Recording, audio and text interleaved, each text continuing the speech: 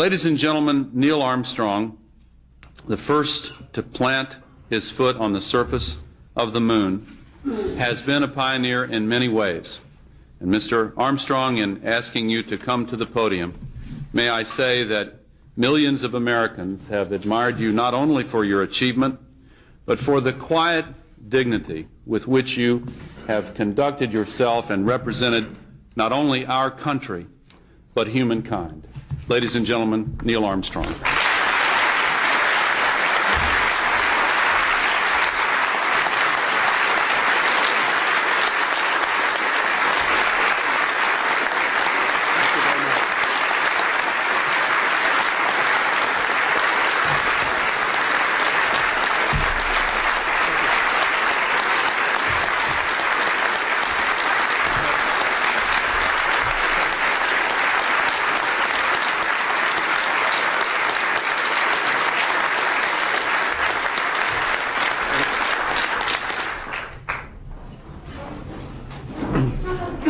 Thank you, Mr. Vice President, Mr. President, members of Congress, fellow astronauts, ladies and gentlemen.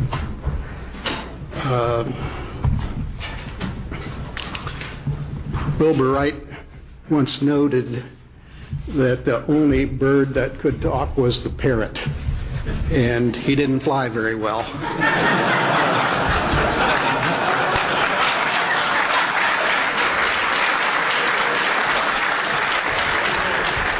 So I'll be brief.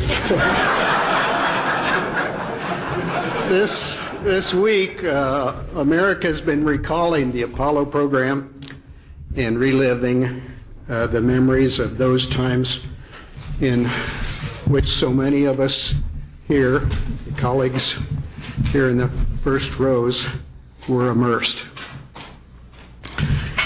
Our old astrogeology mentor, Gene Shoemaker, even called in one of his comets to mark the occasion with spectacular Jovian fireworks.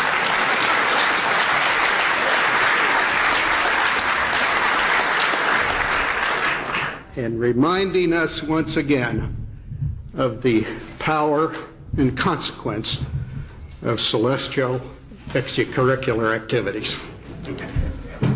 Many Americans were part of Apollo, about 1 or 2 in each 1,000 citizens, all across the country. They were asked by their country to do the impossible, to envisage, to design, and to build a method of breaking the bonds of Earth's gravity, and then sally forth and visit another heavenly body. The principal elements, leaving Earth, navigating in space, and descending to a planet unencumbered with runways and traffic controls, would include the major requirements necessary for a spacefaring people. Today, a space shuttle flies overhead with an international crew. A number of countries have international space programs. During the space age, we have increased the knowledge of our universe 1,000-fold. Today we have with us a group of students among America's best. To you we say, we have only completed a beginning. We leave you much that is undone. There are great ideas undiscovered, breakthroughs available to those who can remove one of truth's protective layers. There are places to go beyond belief. Those challenges are yours.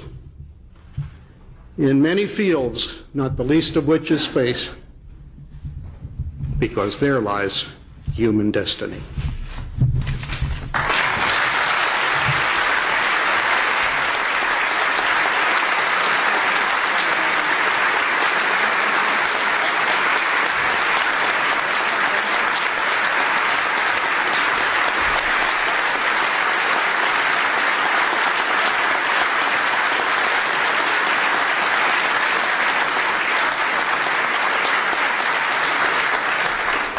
Ladies and gentlemen, the President of the United States. Just a day before he died, President Kennedy compared our space program to a boy who comes upon a wall in an orchard.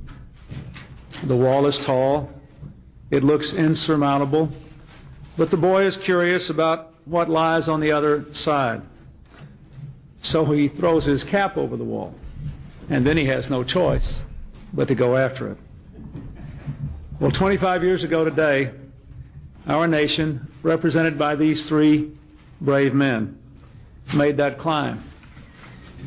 And so today we are gathered to celebrate their voyage, and I honestly hope to recommit ourselves to their spirit of discovery. Apollo 11, Neil Armstrong, Buzz Aldrin, and Michael Collins were our guides to the wondrous, the unimaginable at that time, the true handiwork of God. They realized the dreams of a nation. They fulfilled an American destiny.